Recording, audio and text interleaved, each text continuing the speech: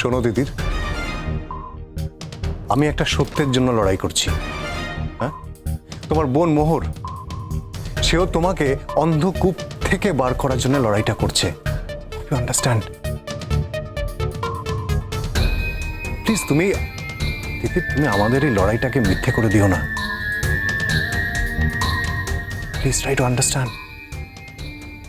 আচ্ছা, বেরিয়ে কোথায় যাবে? কোথায় যাবে ও বেরিয়ে? আপনি আপনার কাছে রাখবেন? কোন পরিচয়ে রাখবেন? কিছু আমি জানতাম এরকমই হবে। সেদিন ওই মেয়েটা শাসিয়েছিল না, পুলিশ দিয়ে আমাদেরকে শাস্তি দেবে, ধরে নিয়ে যাবে। না না, তুমি চুপ করো। স্যার স্যার দেখুন স্যার, আমি আপনাকে একটা কথাই বলছি না। যখন প্রয়োজন হবে আমি আপনাকে প্রশ্ন করব, তার উত্তর দেবেন। কেমন? ফ্যান্টাস্টিক। আপনি বলুন, আপনার বোন, এই ভদ্রলোক যে কথাগুলো বলছেন সেগুলো কি সত্যি না মিথ্যে? আপনার হাজবেন্ড আপনার উপর টর্চার করে না করে না? স্যার স্যার দেখুন, স্বামী স্ত্রীর মধ্যে এইরকম মনোমালিন্য, ঝামেলা, ঝঞ্ঝাট, ঝগড়াঝাটি এ তো হয়েই থাকে স্যার। তারপর তারা নিজেদের মধ্যে মিটিয়ে ফেলে। কিন্তু এসবের মধ্যে বাইরের কোনো লোকের কথা বলাটা কি ঠিক? আপনি বলুন। এখন কি বলবো আপনাকে, আমার স্ত্রী সে তো সেদিন আমাদের বাড়ির কাউকে কিছু না বলেই চলে গিয়েছিল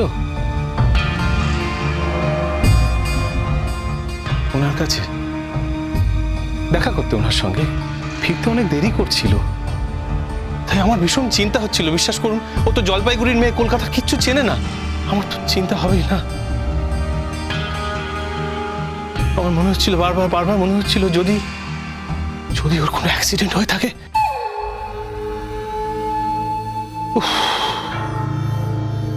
তাই কি বলবো আর, মানে বাড়িতে এসে যখন জানতে পারলাম যে আসলে আমার আমার এত চিন্তা তার কোনো মানেই নেই, ও তো আসলে, তখন আমি একটু রেগে গিয়েছিলাম জানেন, আমি খুব রেগে গিয়েছিলাম।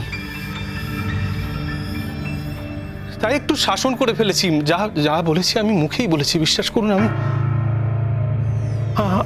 আমি তো গায়ে আমি হাত তুলিনি, গায়ে আমি না। বাবা, বাবা, আরে শঙ্খ, এসো এসো, চলো বসো, এসো। বাবা, মোহর বসু কোথায়? মোহর মোহর তো বাড়িতে নেই, আর ফিরতেও রাত হবে। কোথায় গেছে? ওই এসিপির কাছে ওর দিদির বাড়িতে কোনো একটা সমস্যা হয়েছে, তাই জন্যই গেছে বোধহয়। না না, ওর দিদিকে নিয়ে একটা কি ঝামেলা হয়েছে, তা আমার মনে হয় যে ও বোধহয় ওই দিদির শ্বশুর বাড়িতে গেছে বোধহয়। হ্যাঁ, আমার সব পরিষ্কার। কি পরিষ্কার? সবকিছু পরিষ্কার, যেমন জলের মতো পরিষ্কার। Everything is clear to me, আর কোনো সংশয় নেই। আচ্ছা আচ্ছা, তুমি এত রেগে যাচ্ছ কেন? মাথা ঠান্ডা করো, চলো। বাবা, আমি তো তোমাকে একটা কথা স্পষ্ট করে বলেছি, আমি কিন্তু মোহর বসুকে ছাড়বো না। আচ্ছা শঙ্কর, তুমি আমাকে একটা কথা বলো, যে তুমি এত রেগে গেলে হবে নাকি? আচ্ছা, ওর দিদিকে নিয়ে কি ওর কোনো সমস্যা হতে পারে না? হ্যাঁ, তাছাড়া শোনো, আমি কিন্তু নিশ্চিত নই ও কোথায় গেছে। হ্যাঁ, কথাবার্তা শুনে মনে হলো থানা পুলিশ একটা কিছু করবে, তাই বললাম ওনার কাছে গেছে। তোমরা কি কভার আপ করছো? কি? হ্যাঁ, মোহর বসু ভালো আর আমি খারাপ, তাই তো?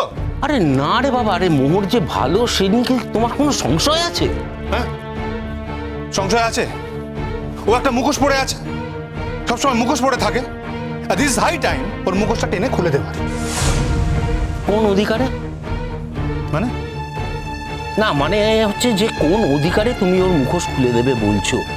ও কি ব্যক্তিগত জীবনে যদি ও মুখোশ পরেও থাকে, তাহলে তোমার সমস্যাটা কি?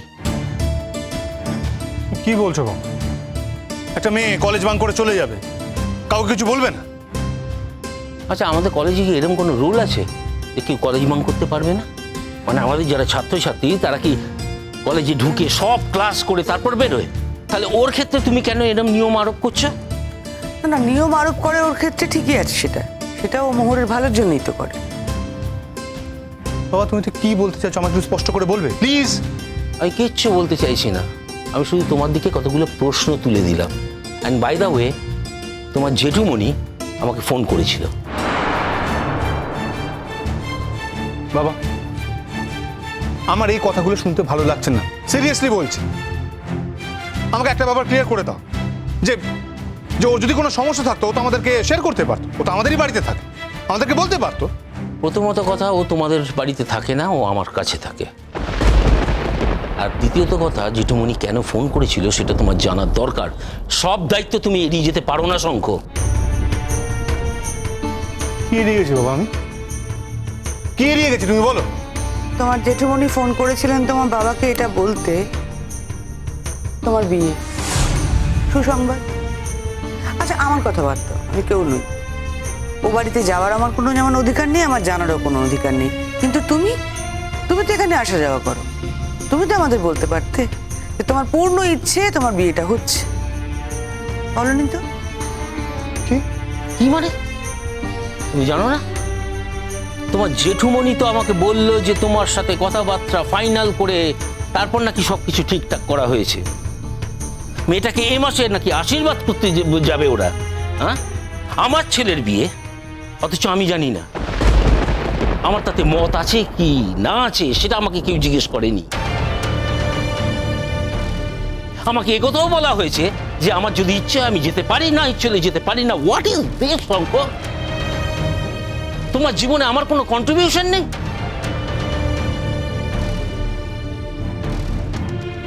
দেখো বাবা, এসব সাংসারিক জটিলতায় আমি কোনোদিন ছিলাম না, আমি থাকতেও চাই না। না না, থাকতে তো তোমাকে হবে, তার কারণ এই বিয়ের একটা পার্ট তুমি। আর তুমি ওকে বলেছো বলেই তো এই সমস্ত অ্যারেঞ্জমেন্ট হচ্ছে, বিয়েটা হচ্ছে। না না, তাহলে তোমরা কি ভেবেছিলে? আমি আমি চিরকাল আনমেরিড থাকবো? তাছাড়া তুমি তো আমাকে বিয়ের জন্য অনেকবার সাদাসাদি করেছো, করোনি? আজকে এরকম উল্টো কথা বললে তো চলবে না। হ্যাঁ, এটা ঠিক যে আমি এর আগে বিয়ের জন্য তোমাকে সাদাসাদি করেছিলাম। অ্যাট দ্য সেম টাইম এটাও ঠিক যে শ্রেষ্ঠা মেয়েটাকে আমি কিন্তু খুব একটা পছন্দ করি না। যদিও আমার পছন্দে তোমার কিছু আসে যায় না। তোমার মায়ের কথা তো আমি বাদই দিলাম। আসল কথা, যে মেয়ে তার বিয়ের আগেই তোমার মাকে ছোট করে দেখে, তোমার মাকে সম্মান না দিয়ে কথা বলে, সে আর যাই হোক, অন্তত তাকে আমি আমার পুত্রবধূ হিসেবে কোনোদিন মেনে নিতে পারবো না। আর তার থেকেও বড় কথা, আমি তো ভেবেছিলাম তুমি অন্য কিছু চিন্তা ভাবনা করছো। হ্যাঁ স্যার। হ্যাঁ, আমাদের ছেলে তো গায়ে হাত তোলার ছেলেই নয়। আর আমাদের বৌমা যখন তখন নিজের ইচ্ছে মতন হুটহুট করে বাড়ি থেকে বেরিয়ে যায়, কোথায় যায় কখনো বলেও যায় না। আপনি বলুন স্যার, সেটা কি ঠিক?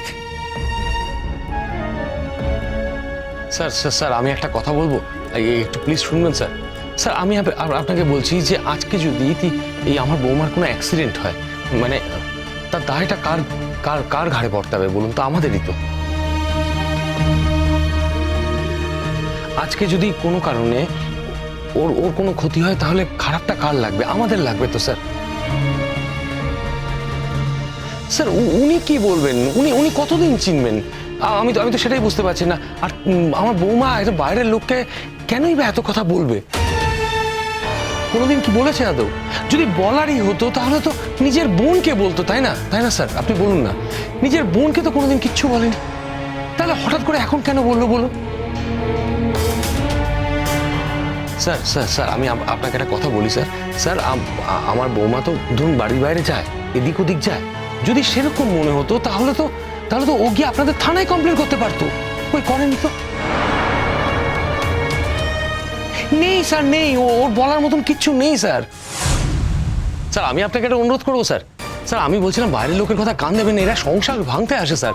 আমরা স্যার ছেলে বৌমা সবাইকে নিয়ে খুব খুব খুব সুখী স্যার। আমার বৌমাকে জিজ্ঞেস করুন, ও খুব সুখী স্যার। আমাদের মধ্যে কোনো ঝামেলা নেই, আমরা সবাই খুব ঠিকঠাক আছে স্যার। আপনি আসতে পারেন। নমস্কার স্যার। স্যার নমস্কার। চলে যাব বলে কিন্তু আমরা এখানে আসিনি। আপনার ছেলে যে কি যন্ত্র সেটা আমার থেকে কেউ ভালো জানে না। স্যার স্যার এই মানুষটি আমাকে অসম্মান করতে এসেছিল, আমার সঙ্গে অশ্লীল আচরণ করতে এসেছিল। স্যার এই কথা আমি আপনাকে আগেও বলেছি আর এখনো বলছি। দিদি যখন এখানে আর ভালো নেই, দিদিকে যখন এরা অত্যাচার করে করে শেষ করে দিচ্ছে, তখন আমি প্রতিবাদ করছি।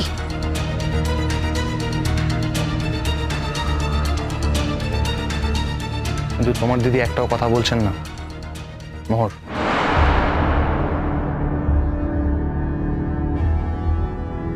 কি রে দিদি, তুই আমাদের এইভাবে ডুবাবি? শুধুমাত্র দুটো খেতে পাওয়ার জন্য তুই এদের অত্যাচার সহ্য করবি? দেখুন না স্যার, এই মেয়েটাকে দেখুন, সমানে আমার বৌমাকে উস্কে যাচ্ছে। আমার বৌমা কিন্তু কিচ্ছুটি বলছে না। নতুন আলো একে ডাকে মোহর।